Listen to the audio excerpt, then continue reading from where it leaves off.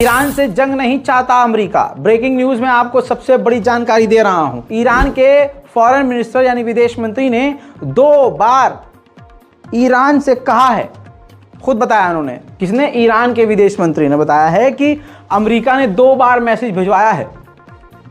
साफ कहा है कि वो आपसे यानी हमसे लड़ना नहीं चाहते, जंग को बढ़ाना नहीं चाहते और इलाके में तनाव और ज़्यादा नहीं चाहते। आप जानते हैं कि मिडिल ईस्ट में लगातार अमेरिका अपनी सेना को बढ़ा रहा है और यमन की तरफ से भी हमले अब अमेरिकी सेना पर बढ़ रहे हैं। इराक और सीरिया में भी अमेरिकी बेसिस पर हमले बढ़ गए हैं। और आज के ही दोपहर के बयान में मैंने आपको ब्रेकिंग न्यूज़ में बताया था कि अमेरिका बोल रहा है कि हम पर जहां जहां हमला हो रहा है उसके पीछे ईरान है। अब ईरान के आगे नरम पड़ा है अमेरिका और साफ कहा है कि आपसे हम लड़ना नहीं चाहते, किसी भी तरह की हम जंग नहीं चाहते। उधर दोस्तों, जंग के बारे में ये जो कत्लेआम चल रहा है गजा में, इसके बारे में ओबामा का बड़ा बयान आया है। ओबामा ने बोला है कि हम हर तरह से इजराइल के साथ हैं, हम हर युद्ध में इजराइल के साथ हैं। देखिए, वो तो बोलना पड़ेगा क्योंकि अमेरिका की विदेश नीति यही है। तो कहा कि हम हर तरह से इनके साथ हैं, इजराइल के साथ हैं, साम दान दंड भेद हर तरह से हम इनके साथ हैं। लेकिन गाजा के लोगों के लिए, 15 से 20 लाख लोगों के लिए खाना, पानी, बिजली और इंटरनेट बैन कर देना, बंद कर देना, उनको भूखा मारना, ये सही नहीं है, ये गैर इंसानी बात है। और इसकी वजह से पूरी दुनिया में जो इजराइल को सपोर्ट मिल रहा है, अमेरिका को सपोर्ट मिल रहा है, वो बंद हो जाएगा। पूरी दुनिया में इजराइल की बदनामी होगी, अमेरिका की बदनामी होगी, लोग हमें क्रूर समझेंगे और ये जो आने वाली फ़िलिस्तीनियों की नस्ल होगी ये और कट्टर होगी और ख़तरनाक होगी और अमेरिका और इजराइल के अस्तित्व के लिए फिर ये और बड़ा ख़तरा होगा। अब जानकारी जानिए एक और तगड़ी।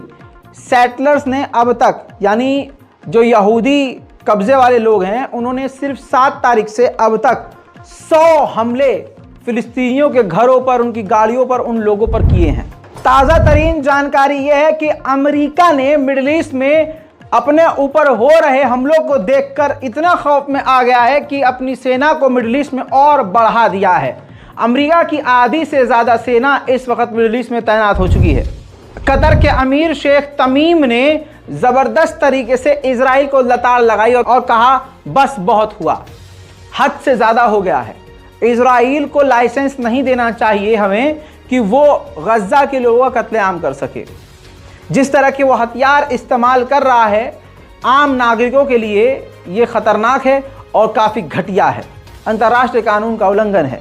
सुनिए। नहनु नक़ूलु कफ़ा ला यजूज़ अन तुमनह इस्राईल ज़ौअन अख़ज़र गैर मशरूतन व इजाज़तन गैर मुक़य्यदतन बिलक़त्ल वला यजूज़ इस्तिमरार तजाह वाक़िअ अल-इहतिलाल والحصار والاستيطان ولا يفترض أن يسمح في عصرنا باستخدام قطع الماء ومنع الدواء والغذاء أسلحة ضد شعب بأسره। उधर दोस्तों, इजराइल भी ये समझ चुका है कि जिस संगठन को वो ख़त्म करने की बात कर रहा है वो आसानी से ख़त्म नहीं हो सकता। नेतन्याहू ने मान लिया है कि इतनी आसानी से ये लड़ाकू संगठन ख़त्म नहीं हो सकते। नेतन्याहू ने कहा कि हम ख़त्म तो करेंगे लेकिन समय लगेगा। दूसरी तरफ नेतन्याहू के द्वारा ये भी बताया गया कि ग्राउंड ऑपरेशन इसलिए डिले हो रहा है क्योंकि हम चाहते हैं कि हमारे कैदी हैं वो पहले आज़ाद हो जाएं। फिलहाल की रिपोर्ट में इतना ही, इंतज़ार कीजिए।